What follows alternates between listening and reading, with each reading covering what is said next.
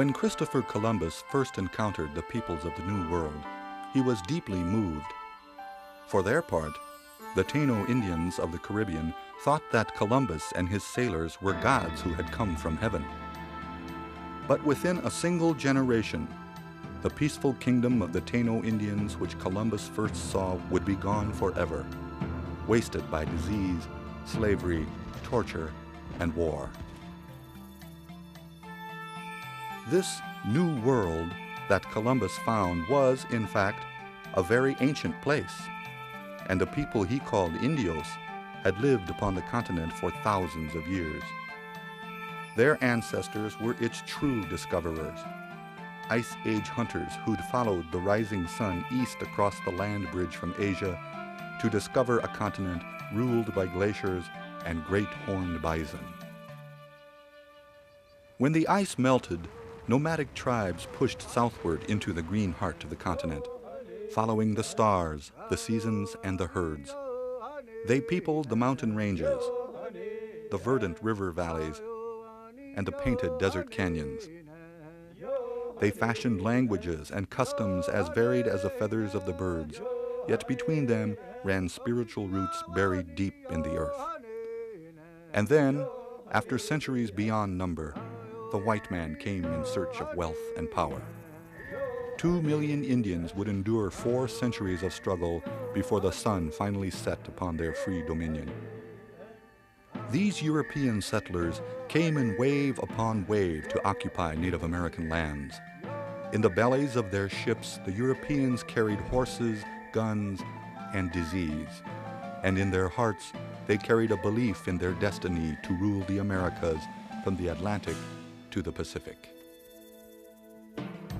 As the whites pressed ever westward, they finally waged an absolute war on the Indians that would close the frontier and usher in the white man's era of railroads, telegraphs, and mining. Yet the history of America is, in many ways, the history of the American Indian, for they gave the Europeans the skills and knowledge needed to survive in the New World. These are the stories of the mightiest Indian nations.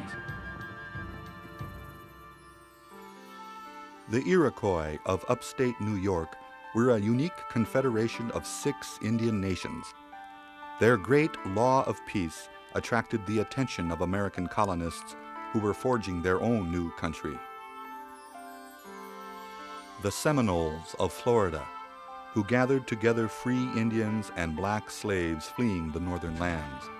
Together, they built a patchwork nation of peoples mirroring the melting pot of America. The Navajo, whose powerful spiritual link to their land inspired a courageous defense of their territory in the great Southwest. The fiercely independent Cheyenne, the beautiful people of the plains, whose families were massacred by U.S. Army soldiers at Sand Creek. And their brothers, the Teton Lakota, the defiant warriors of the West, who united with the Cheyenne to hold back the tide of Western expansion for 50 years.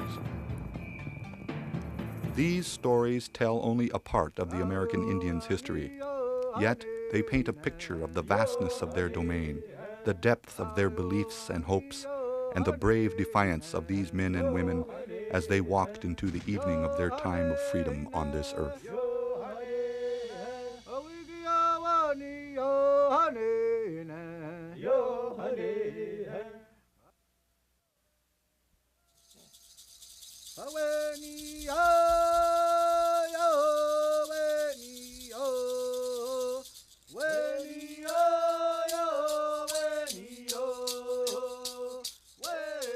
In upstate New York lies a land where 100 rivers and lakes weave through dense green forests and misty, languid swamps. Towering above this lush landscape are the smoky heights of the great Adirondack Mountains. This is the land where the people of the Longhouse, the mighty Iroquois nation, took root. The Iroquois were a powerful confederacy of 5 separate Indian nations, and in their time were among the most feared and dominant Indians in North America. Their unique confederation was a model of democracy. Some have even said that parts of our own Constitution were borrowed from the Iroquois Great Law of Peace. But the 5 nations of the Iroquois didn't always live in peace. Before they came together, these nations, the Mohawk, the Oneida, the Onondaga, the Cayuga, and the Seneca, were often at war with each other until by the 14th century their killing threatened to destroy them all. At this dreadful time, a great peacemaker came from the north proclaiming, "The word that I bring is that all people shall love one another and live together in peace." Together with the great Mohawk chief Hiawatha, the peacemaker traveled to each of the 5 nations to proclaim his message. But within the Onondaga Nation, there lived an evil chieftain named Tadadaho who terrorized his people with deadly magic. His face was cruel and his hair was matted like a mass of writhing snakes. He scorned these peacemakers, but finally the peacemaker and Hiawatha held a council with Tadadaho and worked their own magic on him. They asked him to become the head chief of the new confederacy. Tadadaho agreed, and the great peace was begun. The establishment of the Confederacy brought a newfound sense of security to the Iroquois. The times of peace were good, and the Creator provided the people with their 3 sisters, corn, beans, and squash, to sustain them. The women of each clan were the farmers, and every spring they planted the 3 sisters in the fertile fields while the men hunted and fished in the forests and lakes that surrounded their land. Women held great power, for the Iroquois traced their ancestry through their mother's lineage, and the head mothers, not the men, appointed the chiefs of each clan. Growing seasons ended with great festivals of Thanksgiving. The gathering of maple sap, the harvest of berries and beans, and the cutting of the corn were all celebrated with feasts and religious dances. Iroquois history was recorded on wampum belts, woven with beads of shells. Every council decision and every treaty with the whites was sealed with an exchange of wampum. The dust fan wampum was one of the most revered, brought out whenever the Iroquois Constitution was recited. The founding of the Confederacy brought peace between the 5 nations and led to peace throughout the nations of the Northeast. But in the late 1600s, beaver skins were a prized commodity in Europe, rivaling the Europeans' lust for gold. Realizing this, the Iroquois sought to monopolize the trade in pelts. They played one European power against the other and dictated terms to other tribes eager to trade. They challenged their old enemies, the Mohicans, for the right to trade exclusively with the Dutch. Then they turned their attentions north, where the French were trading with the Hurons along the St. Lawrence. The Iroquois devastated the Hurons and absorbed many Hurons into their confederacy. Next, they turned west to the Erie Nation. In a bloody 3-year war, the Erie were defeated and also absorbed into the Confederacy. Now expanding to the south, the Iroquois encountered the Tuscarora tribe in the Carolinas. The Tuscaroras were being driven from their lands by white settlers, so the Iroquois invited them into their great confederacy. The Tuscaroras migrated north and became the 6th nation of the Iroquois. By the mid-1700s, the Iroquois Great Law of Peace was attracting the attention of some of the most far-sighted American colonists. Benjamin Franklin, who worked as a British envoy to the Indians, was deeply impressed with the Iroquois form of government. His contributions to the U.S. Constitution may have come from the Iroquois principles. In 1763, the English beat the French and took control of all French holdings south of Canada. But trouble was brewing with the British colonies, and soon the Iroquois would be swept into the American Revolution. Formally, the Iroquois had pledged to remain neutral in the Revolutionary War, but the Mohawk warrior Joseph Brant convinced many of the Iroquois men to fight for the British. For the first time since the Great Peace, Iroquois fought Iroquois. The Mohawks, Senecas, Cayugas, and Onondagas fought with the British, while the Oneidas and Tuscaroras sided with the colonies. When the English finally fell in 1783, the new United States of America treated the entire Iroquois Confederacy as a conquered nation, forcing the Iroquois to surrender most of their territory. Now, much of the precious land that sustained their life for 1,000 years was gone, and the scourges of reservation life appeared. Drinking and idleness led to violent fights between once proud warriors. In their poverty, they were forced to sell even more of their land. The whites had finally robbed them of their pride and dignity. By the end of the 18th century, the spirits of the Iroquois people had fallen to new depths. At this dark hour, an unlikely prophet came to them. Handsome Lake, a Seneca chief and a notorious drunk, fell one day into a stupor so deep his pulse stopped. Moments later, Handsome Lake awoke from near death and revealed a great vision. 3 messengers came with a command from the Creator. These messengers condemned whiskey, abortion, and witchcraft, and called for a return to the old ways of living before the whites came. The Iroquois people were profoundly affected, and his teachings became known far and wide as the Longhouse religion. But the displacement of the Iroquois from their land continued. Tragically, between 1830 and 1846, the U.S. government carried out the removal of Indians west of the Mississippi. In spite of a series of land swindles and broken treaties, the Iroquois managed to hold on to small parcels of their land in New York and Canada. By the mid-1800s, the Iroquois were adapting to the white man's culture. A few children attended school off the reservations, and some Iroquois were finding their way into the American mainstream.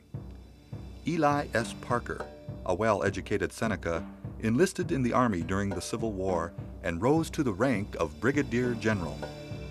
As Ulysses S. Grant's secretary, Parker wrote out the surrender document signed at Appomattox Courthouse. After the war, when Grant became president, he appointed Eli Parker as the first Native American Commissioner of Indian Affairs. Today, the rich legacy of the Iroquois lives on.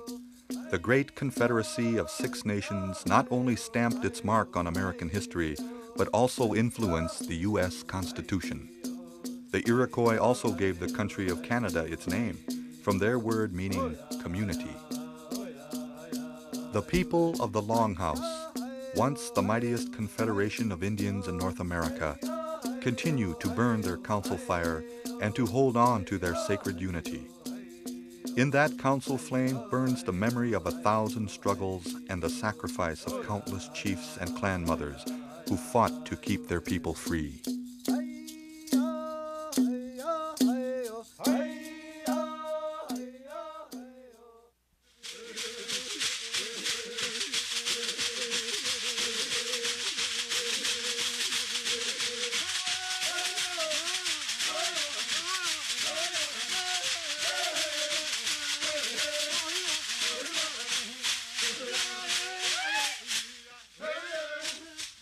In a great peninsula at the edge of the continent lies a land of lush green forests and deep meandering swamps.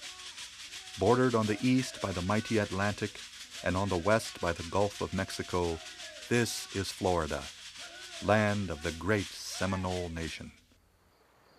It was here that the Seminoles fought the longest resistance to U.S. expansion by any Indian nation.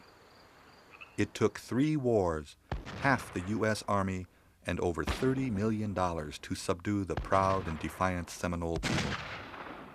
To this day, the Seminoles remain the only Indian nation that never signed a document of surrender with the U.S. government. Florida's first people, the Timucua, Calusa, and other tribes, were virtually wiped out by war and disease brought by the Spanish and British in the 16th and 17th centuries. Then, in the early 1700s, a wave of refugees came to Florida from the north, fleeing from the expanding British colonies. They were Creek Indians driven off their lands by settlers and African slaves and other Indians escaping slavery. In the lush grasslands of Spanish Florida, these Indians and blacks began to merge into one people known as the Seminoles. Their name came from the Creek word Seminole, meaning runaway or wild. And for many years, these runaways lived together in the untamed land of northern Florida. Blacks formed their own towns side by side with Indians, some free, some enslaved to Indian masters. Life centered around Seminole towns, or tawas. They worshipped the master of breath, embodied in the sun, and took names for their clans from the world around them. Names like alligator, turtle, snake, and maize. Every summer, at harvest time, the Seminole people gathered in town squares to celebrate the new year with the Green Corn Festival. After 8 days of dancing, sweat baths, and purification, the priests swept the old ashes from the fire pits. Then they started a new fire in the town square, and all past grievances were forgiven. Medicine men carried hot coals from the town fire to each home, and on every hearth the people roasted green corn. In the warmer climate of Florida, Seminole farmers began to grow large groves of oranges, and many learned the ways of horse ranching and slaveholding from their European neighbors. The Seminole chief, King Payne, even owned a plantation with 20 slaves, 1,500 head of cattle, and 400 horses. But then, in 1776, American colonists revolted against British rule. England created chaos by proclaiming freedom for all African slaves. More and more African runaways fled south to join the Seminoles. American slaveholders grew angry and nervous about whole towns of black Indians living at their southern doorstep. After the Revolutionary War, Americans began crossing the Florida border to settle on Indian lands. Slave traders raided Seminole villages, kidnapping anyone who looked black. Infuriated, the Seminoles struck back. In 1817, the American government sent Army General Andrew Jackson down south on a mission to recapture runaway slaves. Jackson's troops illegally crossed Spain's Florida border and burned Seminole villages, confiscated livestock, and destroyed food stores. The Seminole people fought back, their numbers tripled by New Creek refugees from the north. That November of 1817, the Seminoles ambushed a boat carrying women, children, and 40 soldiers on the Apalachicola River, and all but 13 whites were shot dead. This marked the beginning of the First Seminole War. Once again, Andrew Jackson marched into Florida. Jackson and his troops destroyed more Seminole towns, and the Seminoles fled further south. Jackson's victory in the First Seminole War led Spain to sign a document with the United States for the sale of Florida. The Seminoles were coerced by the U.S. government to sign a treaty and were pressed onto a large reservation in central Florida. These new lands were swampy and unfit for farming, game was scarce, and government rations in short supply.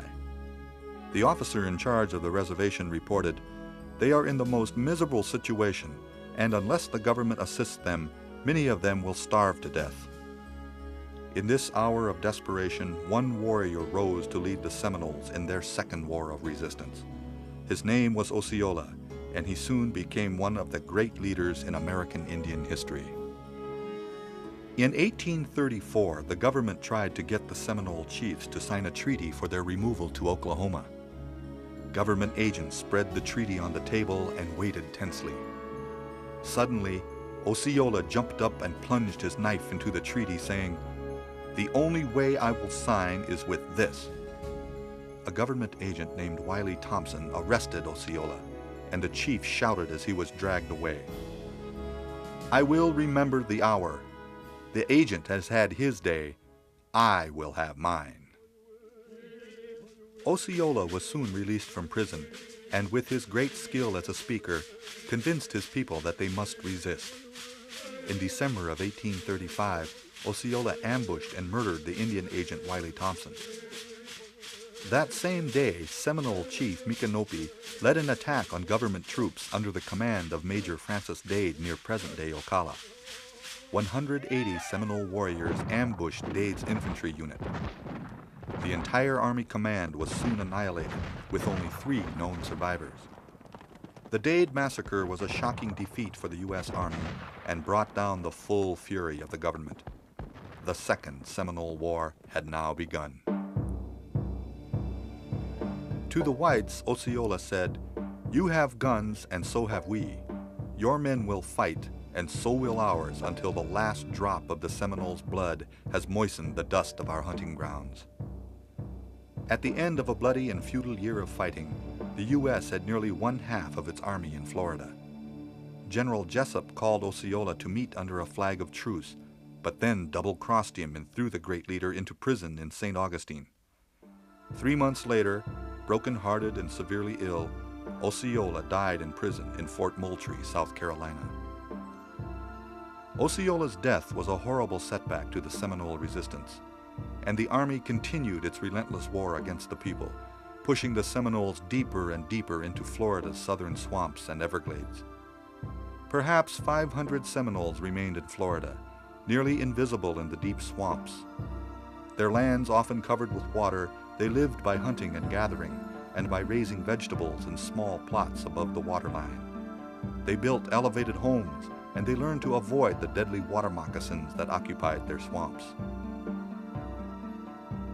But civilization occasionally discovered isolated bands.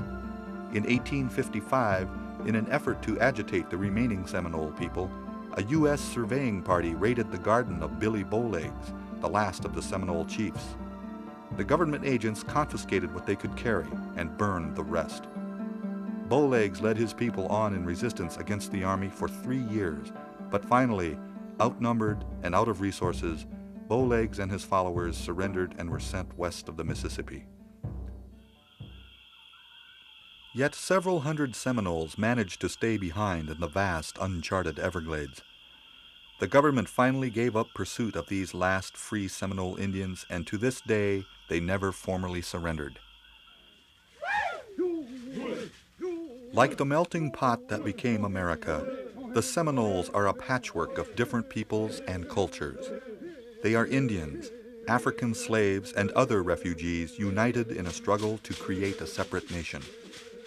A proud and defiant people, the Seminoles remain today the only unconquered Indian nation in the United States.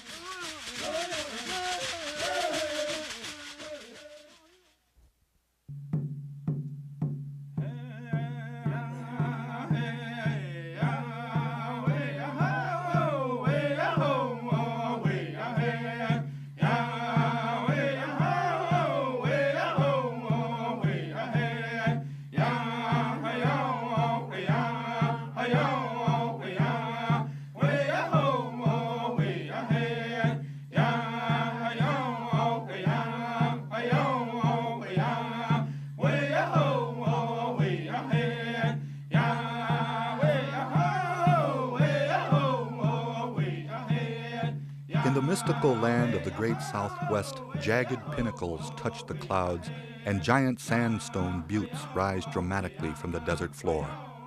It is here where the Navajo Nation carved its civilization many centuries ago. The Navajos' ancient ancestors came to this land from northwest Canada over 700 years ago and settled in the Red Rock canyons of what is now northern Arizona and New Mexico. They invaded the homelands of the cliff-dwelling Anasazi, who they drove south towards Mexico. The Navajo created a unique culture based on raising crops, herding livestock, weaving, and crafting jewelry. While white settlers avoided this dry, rugged landscape, the Navajo held it in special reverence. The land became a source of sustenance and spiritual nourishment. They learned to grow patches of corn in desert soil and planted peach orchards in canyon bottomlands. When Father Sky provided rain, Mother Earth provided fruit, grain, and pasture. The most common symbol of the Navajo's spiritual link to the land was the hogan, a domed dwelling made of logs and earth. Hogans were used for both housing and ceremonial purposes. Their entrances always faced east toward the rising sun. Almost every act of Navajo life, from the building of hogans to the planting of crops, was ceremonial in nature. accompanied by songs and prayers. Sand paintings were part of many Navajo healing ceremonies and had the power to restore order to the world. These paintings were made by medicine men who sprinkled colored sand on the floor of a ceremonial hogan. The designs told stories from the Navajo creation myth, when the first holy people were miraculously produced from corn, rain, pollen, and precious stones by the gods and the winds. In the 1600s, the Spanish introduced sheep and horses to the Navajo. They became among the Southwest's most renowned herdsmen and riders. But women played a vital role in tribal life too. Nearly every Navajo woman was skilled at hand weaving, using sheep's wool on Pueblo looms. Their decorative rugs and blankets with patterned designs or symbolic pictures became known the world over. At the end of the Mexican-American War in 1848, English-speaking whites moved into Navajo land. The Navajo had been fighting Spanish-speaking intruders for 250 years. The Navajo stole sheep and horses from the Mexicans, who in turn captured Indians for slaves. The Navajo figured their enemies would be expelled from the new U.S. territory of New Mexico. Instead, Washington gave the Mexicans the U.S. citizenship it had denied the Navajo and allowed the slave trading to continue. The Indians could only watch in growing anger as soldiers built their first military post in 1851. In its name, the whites spoke their feelings for the Navajo, calling it Fort Defiance. The great Navajo chief Manuelito and his ally Barboncito were determined to sweep the fort and its people from their land. In 1860, they attacked Fort Defiance with 1,000 warriors. Though their arrows were no match for musket fire, they convinced Washington that the Navajo would defend their homeland at all costs. General James Carleton, a ruthless Army veteran who'd subdued the Mescalero Apaches, soon took command of Fort Defiance. Carleton found Navajo land a princely realm, but of the Navajo people, he said they were wolves that run through the mountains and must be cleared away if the territory was to be opened to settlement. So Carleton chose a new place for the Navajos, a flat and desolate wasteland far away on the Pecos River called Bosque Redondo. Here, guarded by soldiers from Fort Sumner, Carleton planned for the Navajo to become self-sufficient farmers. But Barboncito refused, saying, "I will not go to the Bosque. I will never leave my country, not even if it means that I will be killed." Carleton chose his old friend Kit Carson to head the military campaign against the Navajos. Carson was reluctant at first, not wanting to fight the Indians he had traded and lived with in the past. But the summer of 1863 found Colonel Kit Carson leading 1,000 New Mexico volunteers to wage war against the Navajo, who numbered more than 12,000. Carson knew the only way to conquer the Navajo was to scorch the very earth they lived upon and starve them into submission. Kit Carson's men destroyed most of the herds and crops between Fort Defiance and Canyon de Chelly in 6 months' time.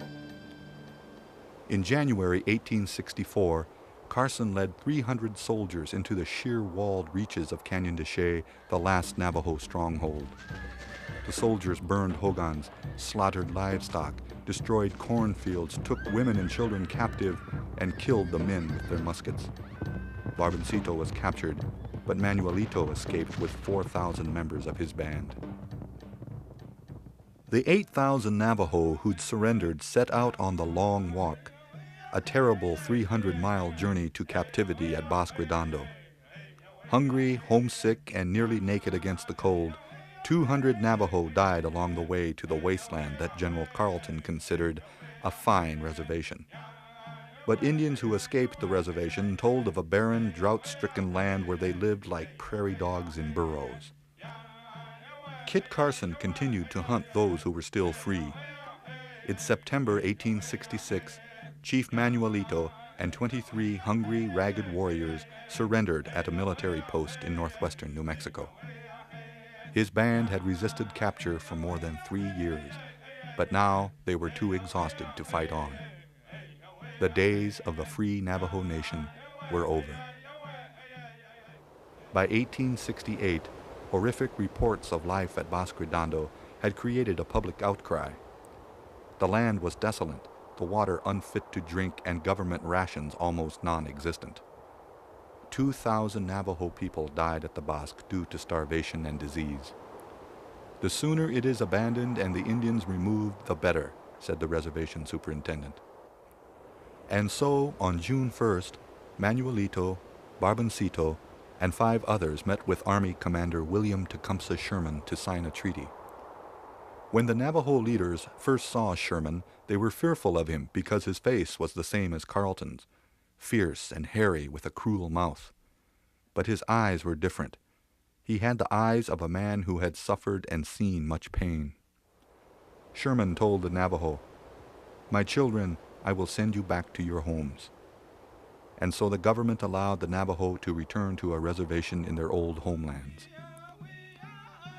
"When we saw the top of the mountain from Albuquerque," said Manuelito, "we felt like talking to the ground. We loved it so." The Navajo would never forget those 4 years of death and suffering at the Bosque Redondo. The Fearing Time, it was called.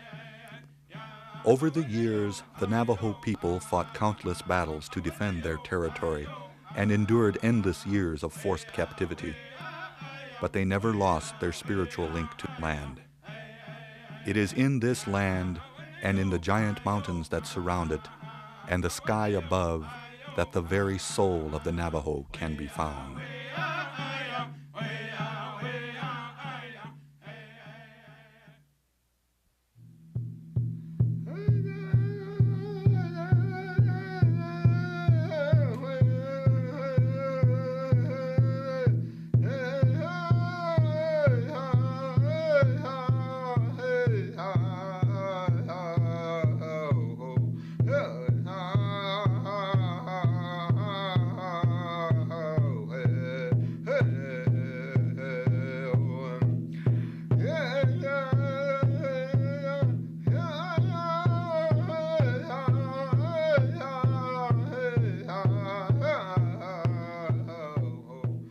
It was the Cheyenne and Teton Lakota who fought the hardest for their land and lives, and these 2 nations would be the last to ride in freedom across the Great Plains. Here, the vast prairies stretched from Texas to Canada and from the Mississippi River to the Rocky Mountains. As the mightiest of Plains tribes in the 19th century, the Cheyenne and Teton Lakota shared a similar way of life. They were horse warriors who built teepee villages, and they had many of the same ceremonies and rites. And to each of them, the American bison was life, a gift from the Great Spirit. By 1850, millions of buffalo moved like a dark living sea across the land. This was truly the buffalo's kingdom, and the Indians who followed the herds cast only a small shadow under the sky. For the Teton Lakota and Cheyenne, the bison was endowed with supernatural powers, and they took from the herds all they needed for their existence. They killed only enough animals to supply their needs for the winter. They stripped the meat carefully to dry in the sun, storing bone marrow and fat in skins, treating the sinews for bowstrings and thread, and curing the hides for teepee covers, clothing, and moccasins. The Cheyenne thought of themselves as the beautiful people. For centuries, they lived as farmers and potters in the great pine forests above the source of the Mississippi. But the Lakota and Ojibwas drove them onto the high plains in the 1700s. In time, they abandoned planting and followed the roaming buffalo. The Cheyenne were fiercely independent and were among the most feared warriors in the West. Their famous Dog Soldiers Warrior Society was a powerful military organization. Half the warriors of each band were members, and they roamed at will over a large territory, hunting and raiding. The Cheyenne were known for their advanced religious beliefs. They held a life-renewing Sundance ceremony every midsummer, after the tribes left winter camps and gathered for the buffalo hunt. It was their most important religious ritual, a thanksgiving to the mysterious power and the rebirth of life on earth, the return of the season of growth. But by the end of the Civil War, there was a force on the plains racing like a storm cloud from the east. It would soon change the century-old life of the Cheyenne people. Covered wagons streamed across the prairie, cattle grazed the grasslands, and whites began to slaughter buffalo for their hides, and sometimes just for pleasure. Soon hundreds of buffalo bones lay scattered on the southern plains, their uneaten flesh rotting in the hot prairie sun. After the territory of Colorado was created in 1861, whites wanted to open the entire land for settlement and to force the Cheyennes into submission. Colorado Governor John Evans declared war to press the Indians onto reservations. The district military commander, Colonel John Chivington, ordered his men to burn villages and kill Cheyennes wherever and whenever found. This preacher-turned-soldier said, "It is right and honorable to use any means under God's heaven to kill Indians that would kill women and children." But the Cheyenne peace chief Black Kettle said, "It is not my intention or wish to fight the whites. I want to be friendly and peaceable and keep my band so. I want to live in peace." Black Kettle had once shook the hand of President Lincoln in Washington, and he prided himself that he had never led a raid against the settlers. In fall of 1864, Black Kettle and fellow chiefs met with Evans and Chivington. They convinced the Cheyenne to move to Fort Lyon, where the Cheyenne could stay the winter under military protection. So Black Kettle led 600 of his people to a camp in the broad valley of Sand Creek in Colorado. But there, in the gray dawn of November 29, 1864, Chivington led his 3rd Cavalry on a senseless raid of murder and mutilation known as the Sand Creek Massacre. Most of Black Kettle's warriors were out hunting when 700 soldiers attacked the sleeping village. Black Kettle raised an American flag and a white banner over his teepee, but the troops shot everyone they found. Screaming Indians fled in all directions. A handful of warriors fought back, and the skirmishing continued for 4 hours along the creek. Then at noon, silence fell. 200 Cheyenne and Arapaho were dead, 2/3 of them women and children. 9 chiefs had perished, and though Black Kettle escaped unharmed, his wife was shot 9 times and left for dead. Chivington's boys, as he called them, paraded through Denver showing the scalps, severed arms, and legs of the Indians. But rumors of the atrocity spread, terrible enough to outrage the American public. Kit Carson, himself a battler of Indians, called it the action of a coward or a dog. Over the next 3 years, an alliance of Indians ravaged the South Platte Valley. They ripped down telegraph wires and pillaged stagecoach stations, ranches, military outposts, and towns. Scores of settlers were killed, their women and children dragged away as captives. Now public opinion turned back against the Indians, and the United States launched a full-scale Indian War.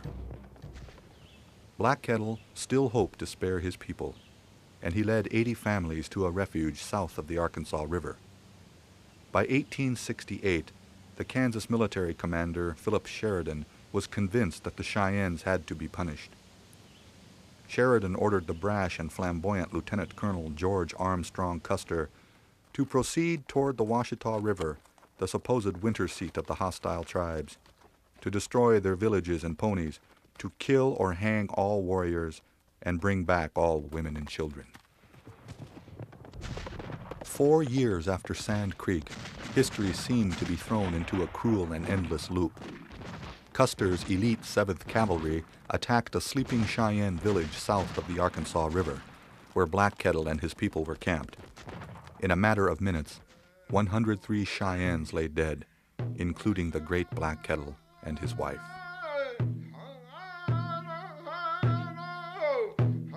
Cheyenne prophet Sweet Medicine once foretold of years of darkness for his people, the end of the buffalo and the coming of the white man. But he could not foresee how their days of roaming the prairie in freedom would end. The Cheyenne were herded onto a reservation in western Indian Territory, where the warpath and the buffalo hunt was replaced by food rations and Christianity. But the land will always know the people who once walked its vast prairies and who hunted its sea of thundering bison. The Cheyenne were among the first to practice the concept of peaceful resistance. Their advanced religious beliefs and spiritual devotion served them well in their struggle to remain free. Among Native Americans, even today, the Cheyenne will always be known as the beautiful people of the plains.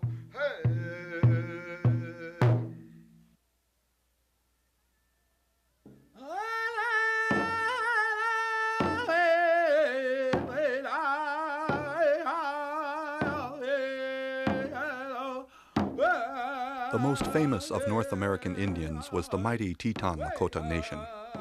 They dominated the heart of the Great Plains, from what is now Minnesota to Montana, from the upper Missouri River to the Platte River. They fiercely resisted the white man's rule for 50 years, holding back the tide of Western expansion until they could fight no more. The Lakota had originally come from the southeast woodlands, migrating along the Atlantic coast and then passing over the Great Lakes. They farmed and hunted in the upper Mississippi River area of Minnesota, until finally settling in the Great Plains in the early 1700s. The Lakota built a free-ranging lifestyle around two animals, the buffalo and the horse. They depended on the buffalo for food, clothing, and lodging. It was an animal endowed with supernatural powers, a gift from the Wise One above. The He-Sapa, called by the settlers the Black Hills, became the sacred heart of the Lakota Nation. Warriors traveled to He-Sapa, sought visions, communed with the Great Spirit, and received their spiritual power or medicine. But Lakota medicine would be powerless in the face of the white man. By the early 1860s, the Lakota had lost most of their land through treaties. All that remained in their possession was the sacred He-Sapa and some hunting grounds in Montana. Yet in 1866, the whites came to them again, this time for permission to make a great road through the Powder River country to the newly discovered gold fields of Montana. The great Lakota chief, Red Cloud, hated the idea of an immigrant road through the Lakota's last hunting ranges. "When the white man comes in my country, he leaves a trail of blood behind him. I have two mountains in that country, the Black Hills and the Bighorn Mountain. I want the Great Father to make no roads through them." The request for permission was only a sham. Soldiers were already on their way to secure the road with a line of forts. Red Cloud put steel to his threat, and for the next 2 years, the Lakota held the troops under virtual siege. No wagon train, civilian or military, was safe on the Bozeman Trail, and Lakota raids claimed 154 lives. In the spring of 1868, General William Tecumseh Sherman came to Fort Laramie to make a peace treaty with Red Cloud. But the Ogallala leader sent a message saying, "When we see the soldiers moving away and the forts abandoned, then I will come down and talk." Reluctantly, the War Department complied. The Bozeman Trail forts were abandoned. Red Cloud rode triumphantly into Fort Laramie and signed a treaty declaring Powder River country and the Black Hills unceded Indian territory. In return, Red Cloud promised to go on the reservation, where he would never lift his hand against the whites again. For 8 years, the Lakota would try to forget the whites. But in the summer of 1874, Lieutenant Colonel George Armstrong Custer led 1,200 men on a gold hunting expedition into the Black Hills. Custer sent reports to the eastern newspapers of gold from the grassroots down. The Indians watched a torrent of riotous prospectors pour into the sacred heart of their nation, in complete disregard for the treaty the whites had made. When Washington tried to buy the Black Hills, the Ogallala war chief Crazy Horse replied, "One does not sell the earth upon which the people walk." The Hunkpapa chief Sitting Bull warned, "The Black Hills belong to me. If the whites try to take them, I will fight." Unable to buy the Black Hills, President Grant sent orders to the Lakota to report to an agency or be declared hostile by the U.S. and subject to military action. Meanwhile, the Plains tribes were gathering at Rosebud Creek for the sacred sun dance.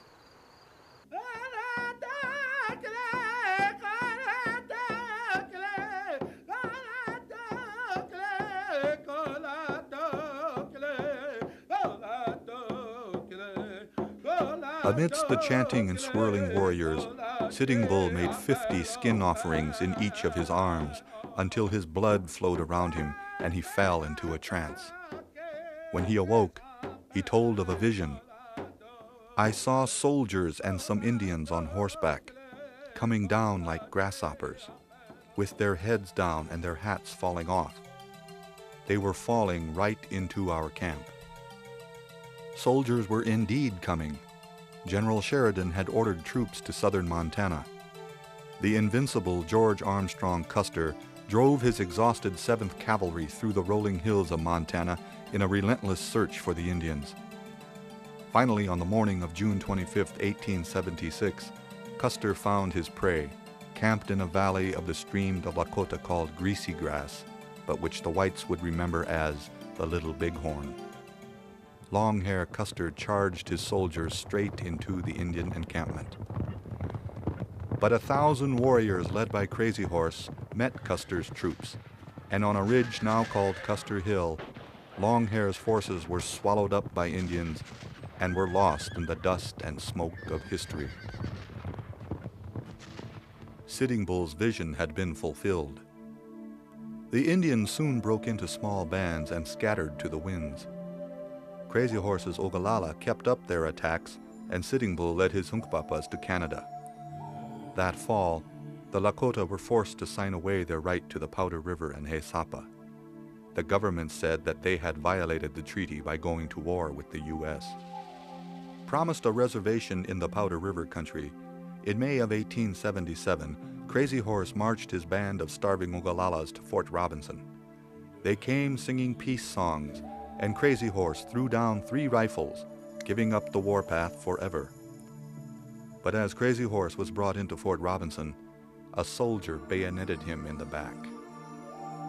To the north, a commission came to lure Sitting Bull back from Canada, offering to pardon his war crimes in return for surrender. The Hunkpapa leader refused, asking, "What have we done that you should want us to stop? It is all the people on your side who started us to making trouble. If we must die, we die defending our rights." Canada refused them a reservation, and his people were homesick and weary of cold and hunger. In July of 1881, Sitting Bull and his followers crossed the border. Over the next 10 years, the last of the Lakota were brought onto the reservations, and in all the vastness of the Great Plains, not a herd of buffalo could be found. Sitting Bull joined Buffalo Bill Cody's Wild West show, selling autographed photos of himself to gawking children all across the continent. The show's finale was a reenactment of the Battle of the Little Bighorn, and the terrible Indian wars were now only an entertainment for the victor. On the reservation, warriors lived on rotting scraps and dreams of their past. Inevitably, a prophet came, telling of a new Messiah coming to bury the whites beneath the earth and bring the Indian dead to life. The hunting grounds would be restored, and the land would once again be heavy with buffalo. This prophet was a Nevada Paiute medicine man named Wovoka, and his ghost dance religion swept across western reservations like a prairie wind, the dance lifting broken warriors into its trance. Wovoka's followers donned ghost shirts that would stop the white man's bullets. Fearing a new Indian uprising, Major General Nelson Miles ordered troops onto the Indian agencies. Though Sitting Bull was openly skeptical of the new religion, the whites thought he was to blame for disturbances and ordered his arrest. On the morning of December 15th, 43 Indian police led the Hunkpapa chief from his cabin. Shots were fired, and Sitting Bull fell to the ground, dead.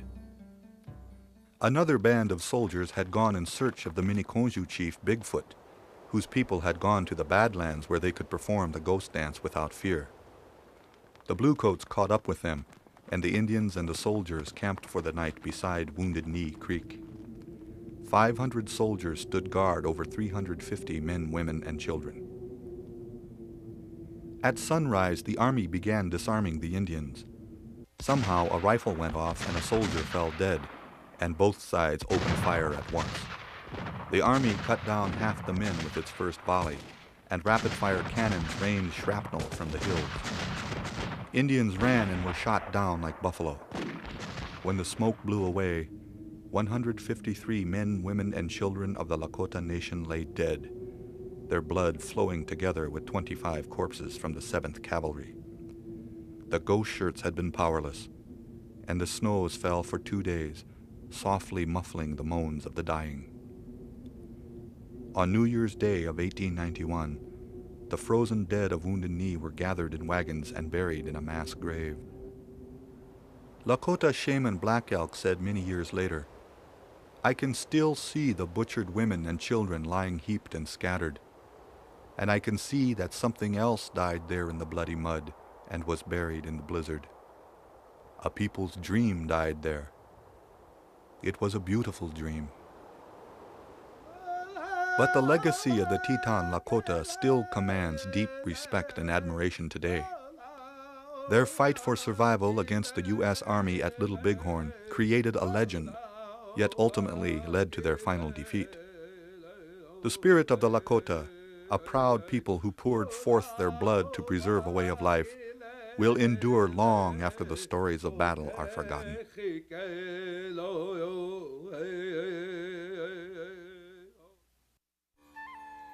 These nations each contributed a piece in the patchwork quilt that has become America. From the Iroquois Great Law of Peace, which influenced the writing of our Constitution, to the Cheyenne concept of peaceful resistance, these great Indian nations built a heritage that still inspires new generations of Native Americans. They will always be a vital part of the American adventure.